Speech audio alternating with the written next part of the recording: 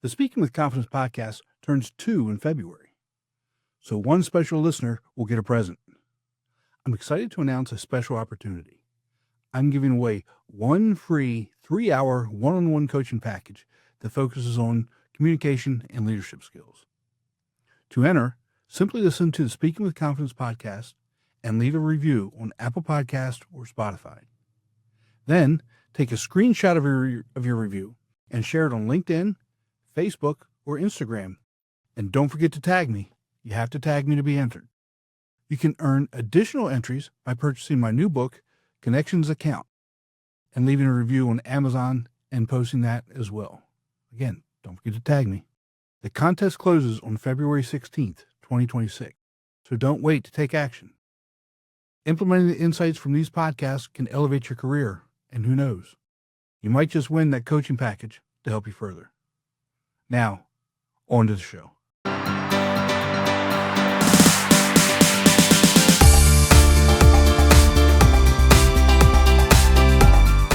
Welcome back to Speaking with Confidence, a podcast that helps you build the soft skills that lead to real results: communication, storytelling, public speaking, and showing up with confidence in every conversation that counts.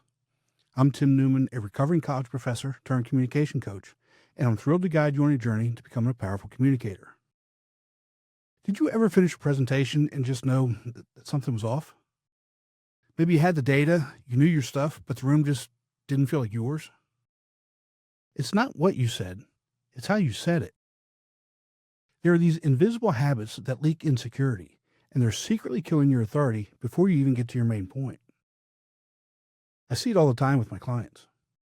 They've done the hard work to become an expert, but their voice and their body are sending a completely different message. Today, we're going to expose the two biggest culprits: a vocal pattern that makes you sound like you're asking for permission, and physical tells that scream nervousness. And more importantly, I'll give you the clear, actionable fixes to reclaim the command of the room. The first culprit is uptalking. That's when you end a statement with a rising inflection like it's a question. You hear it all the time. It makes everything sound uncertain. It's technically called a high-rising terminal, but the effect is simple. It tells the audience you're not sure of your own information. You're subtly asking for their validation instead of delivering your conclusion with authority. Now, why do we do this? Often it comes from a good place. In polite culture, we don't need to sound arrogant or domineering. For many young professionals, especially uptalking feels more collaborative. But here's the psychological impact. Our brains are wired to interpret that rising tone as a signal of doubt. When you state a fact like it's a question, you're training your audience to question your expertise. They might not even realize it consciously, but the feeling, can I trust this person, starts to creep in. Now contrast that with a declarative downward inflection, a statement that ends with a period. It sounds final. It sounds like you've done the thinking, and this is the result. The difference is night and day. One says, I think this might be right. What do you think? And the other says, this is correct. The fix for this isn't about changing your personality. It's a simple mechanical shift. You need to train yourself to hear the difference and consciously land your key sentences with that downward inflection. It's about replacing the habit of seeking approval with the habit of making a declaration. This single vocal shift can project more confidence instantly because it changes your subtext of your communication from uncertain to assured. It stops you from undermining your own brilliant ideas before they even have a chance to land. Now, let's talk about the second culprit, which is what your hands are doing while you're trying to sound confident. And, there's a couple things I think about this. Always I think about Ricky Bobby when he says, I'm not sure what to do with my hands. And I call this the hand monster. It's the fidgety, distracting, or protective movement that completely betrays your confident words. Your brain might be saying, I'm an expert, but if your hands are acting like they're under threat, that's the signal the audience receives. There are a few common culprits. First, there's the T-Rex, where your elbows are glued to your ribs and your hands are just floating there. making tiny nervous gestures in a very confined space. It makes you look small and constrained. Then there's the fig leaf, where you clasp your hands low in front of your body. This is a universal protective posture. You're literally guarding yourself. And of course, there's the windmill, where your arms are flailing about with no connection to your words, just filling the space with frantic energy. The problem with all these is the disconnect they create. You could be delivering the most brilliant insight, but if your hands are fidgeting, jingling keys in your pocket, or constantly adjusting your glasses, the audience's brain gets a conflicting message. The nonverbal cue of nervousness is often stronger than the verbal cue of confidence. It signals that you're not fully comfortable, that you feel like you're in a situation you need to protect yourself from. And here's the key thing about leadership presence. Leaders occupy space. They don't hide from it or apologize for it with their body language. The worst part is that when people become aware of this, they often try to exert conscious control, which usually makes it worse. They'll lock their hands to their sides or behind their back, and they end up looking stiff and robotic. The goal here isn't complete stillness. That's just as bad. The goal is purposeful movement. Your gestures should have intent, just like your words. They should emphasize a point, illustrate a concept, or open you up to the audience, not just serve as an outlet for your nervous energy. So you're aware of the vocal saboteur and the physical hand monster.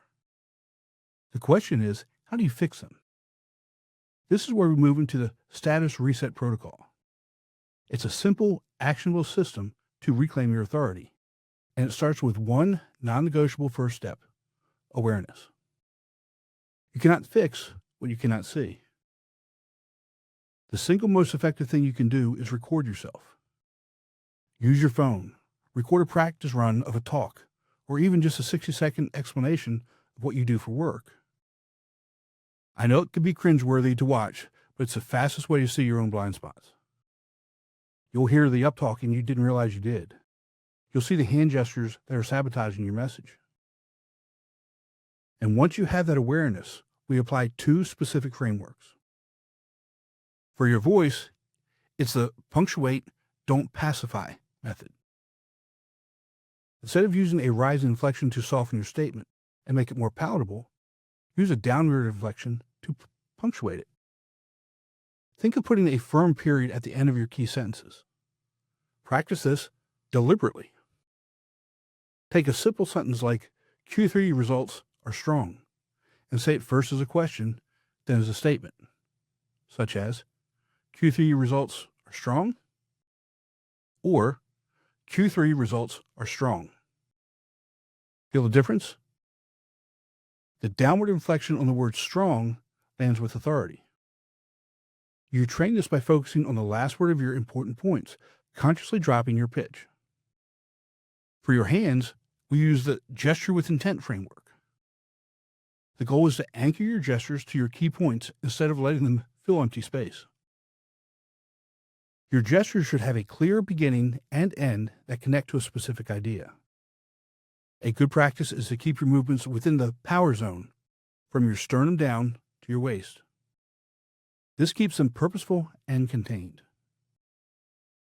When you're not making a specific gesture, let your hands rest naturally at your sides. It may feel awkward at first, but it reads as calm and collected to the audience. The key here is to stop thinking about your hands and start thinking about your message. Let the gestures serve the message, not your nerves.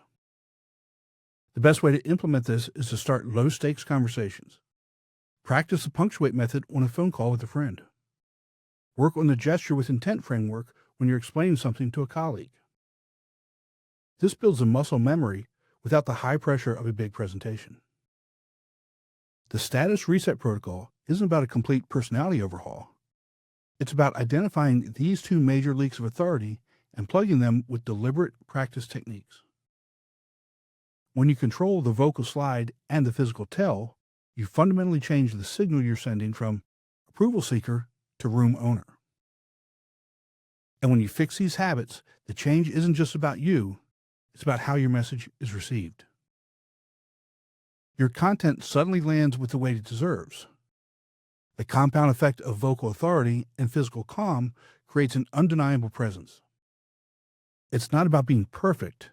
It's about eliminating the major distractions so people can finally focus on your brilliant ideas. For 1 week, pick one habit to watch for. That awareness is the first step. For the complete system to build unshakable confidence, that's what my formula for public speaking provides. Subscribe for more practical strategies. That's all for today. Remember, we're looking for progress, not perfection. Be sure to visit speakingwithconfidencepodcast.com to get your free ebook, The Top 21 Challenges for Public Speakers and How to Overcome Them. You can also register for the Formula for Public Speaking course. Always remember, your voice has the power to change the world. We'll talk to you next time. Take care. I hope you enjoyed today's show. And don't forget to enter the contest. Remember, I'm giving away one free 3-hour one-on-one coaching package that focuses on communication and leadership skills. All you have to do to enter is listen to the Speaking with Confidence podcast and leave a review on Apple Podcasts or Spotify. Then take a screenshot of your review and share it on LinkedIn, Facebook, or Instagram. And remember, don't forget to tag me. You're not entered unless you tag me. And you can earn additional entries by purchasing my new book, Connections That Count, and leaving a review on Amazon and posting that as well. Remember, the contest closes on February 16th, 2026, so don't wait to take action. Implementing the insights from these podcasts can elevate your career, and who knows, you might just win that coaching package to help you even further. We'll talk to you next time. Take care.